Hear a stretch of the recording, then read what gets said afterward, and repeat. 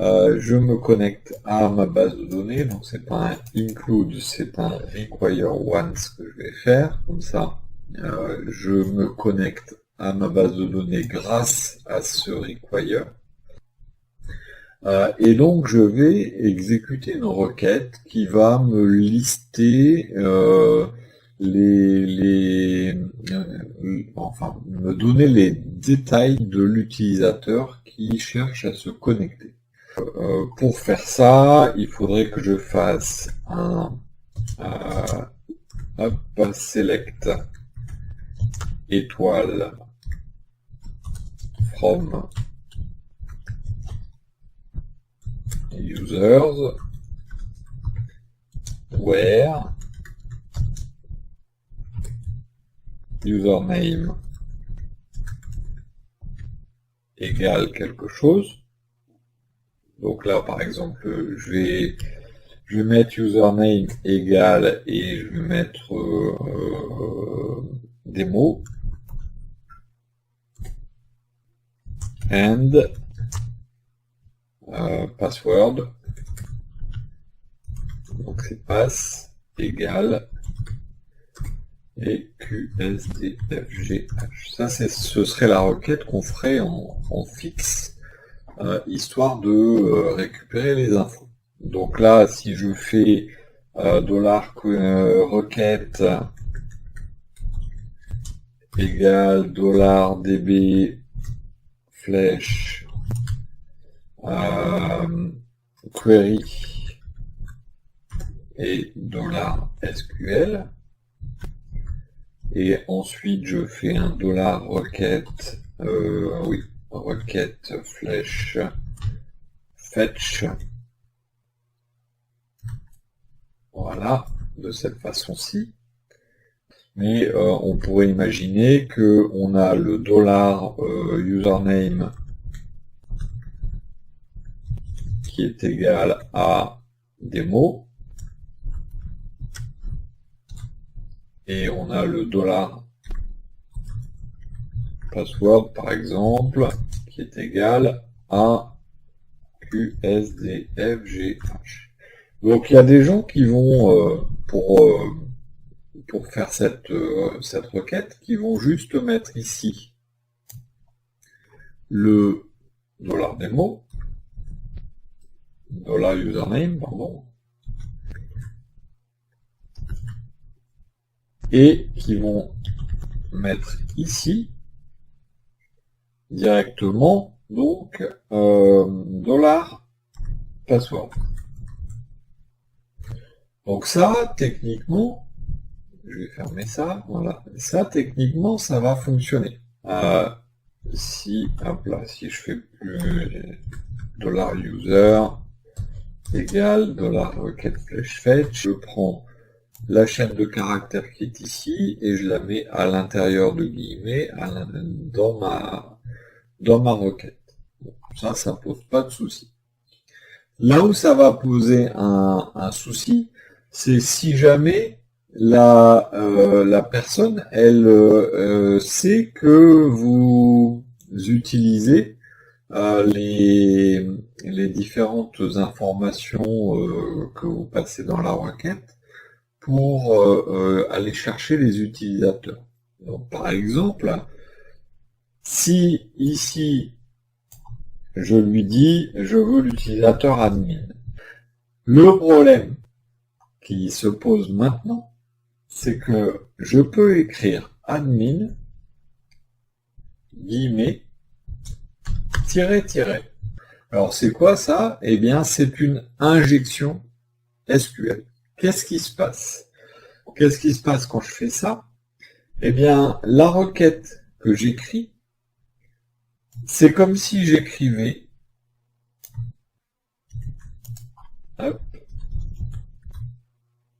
la requête SQL. Tiens, je vais faire un fichier SQL.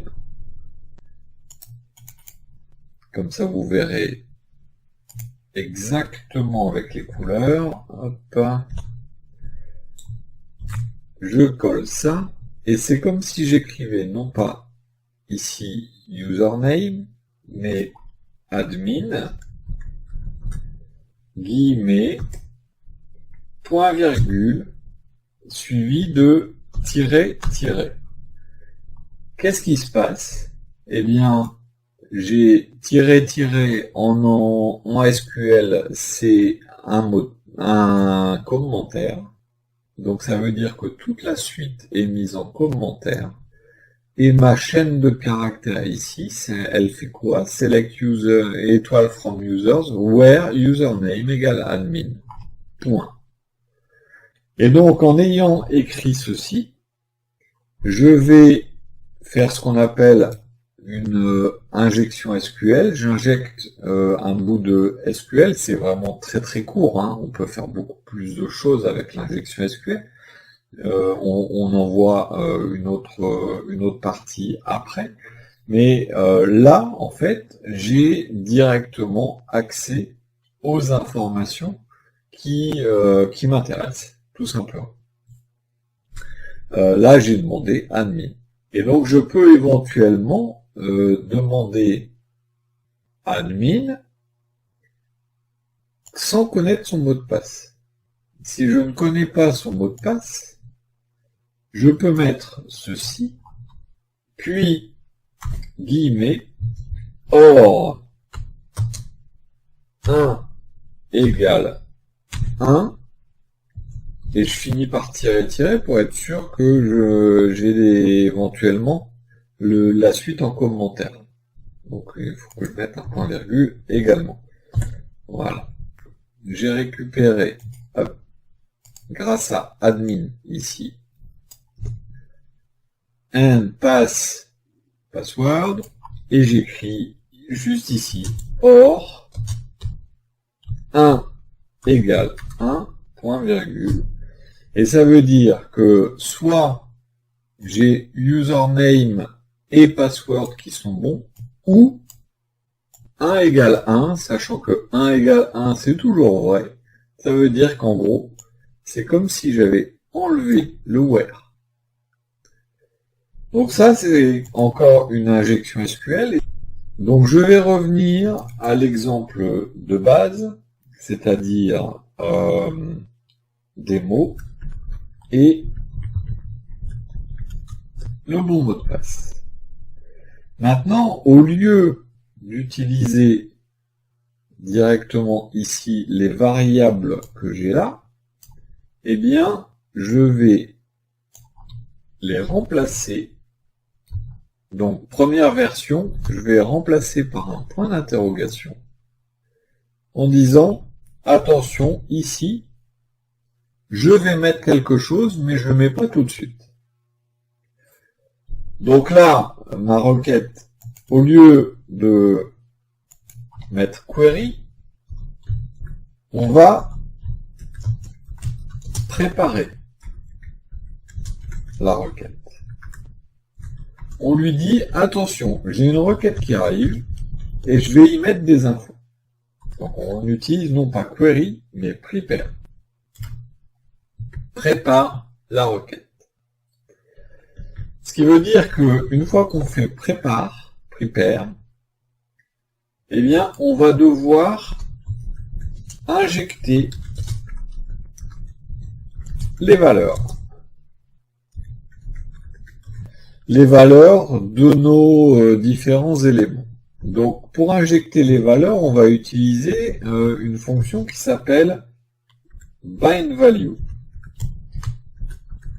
BindValue est une fonction donc de PDO qui me permet de lui dire à tel endroit, tu vas mettre telle valeur.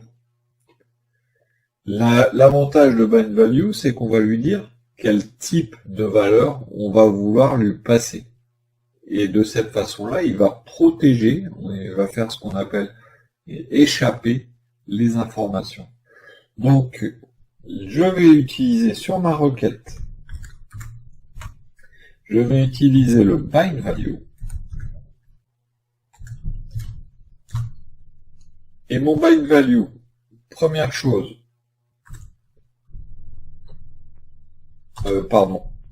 comme j'ai mis un point d'interrogation, on lui dit, premier, tu me mets username. premier point d'interrogation, c'est ça le 1. Et ensuite, on lui donne un type. Donc on n'est pas obligé de mettre le type. Si on ne le met pas, c'est considéré comme une chaîne de caractères. Sinon, on a la possibilité de le mettre, et c'est avec PDO 2.2. Donc le Panaim Nekudotaim, ou autrement appelé double de points. Param str, c'est paramètre chaîne de caractères. Je vais faire la même chose pour le paramètre numéro 2, et là je vais lui dire que c'est password. Une fois que j'ai fait ça, j'exécute la requête, et donc requête flèche execute. On a tendance à l'oublier, elle, mais il faut penser à le faire. Bien sûr, vous avez la possibilité de ne pas faire de bind value si ce ne sont que des chaînes de caractères, et dans le execute, vous pouvez passer les paramètres directement, c'est un tableau de paramètres. Ça veut dire qu'il vous faut créer un tableau avec vos paramètres, et vous les placez directement. Moi personnellement, j'aime pas trop cette façon de faire. Je préfère le bind value, c'est plus clair, et en plus vous pouvez tout personnaliser. On a bien sûr la possibilité, en fonction du nombre de paramètres et des types de paramètres, de dire par exemple là c'est un entier, et il va en plus faire en sorte que il ne garde que les nombres et pas les textes. Donc ça c'est une première chose. Maintenant, personnellement, j'aime pas trop cette écriture. Je vais revenir en arrière. Hop, sur des mots.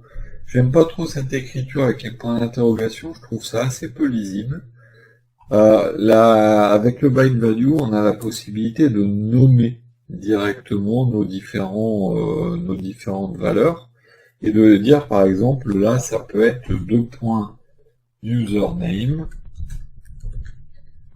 et ici hop, 2.pass, et donc c'est ce qu'on appelle un paramètre SQL, et au lieu du 1 on va mettre entre guillemets 2.username, et au lieu du 2 on va mettre entre guillemets 2.pass, c'est-à-dire ce qu'on a écrit directement dans notre requête, ce qui permet de les mettre dans un ordre différent, et avec les numéros, eh bien, il faut penser à savoir quelle valeur se trouve à quel numéro, et si jamais vous intégrez, vous modifiez votre requête et vous intégrez une autre valeur, eh bien, là, malheureusement, ça va être compliqué. Alors, petite info complémentaire. Si jamais ici vous avez mis username admin, et que un peu plus loin dans votre code, avant le execute, vous faites un $username égale démo. Le username ici a été attaché à la requête avant d'avoir été changé. Si jamais vous avez des valeurs qui sont fluctuantes et qui peuvent être bindées, donc injectées avant d'être définies, ou potentiellement avant d'être modifiées éventuellement, eh bien, dans ce cas-là, vous n'allez pas utiliser le bind value, et vous allez utiliser le bind param. Bind param c'est un équivalent hein, du bind value. Donc ça marche dans les deux sens, hein, puisque là on pourrait avoir ici démo et ici admin, ce qui veut dire que j'ai fait mon execute après avoir changé.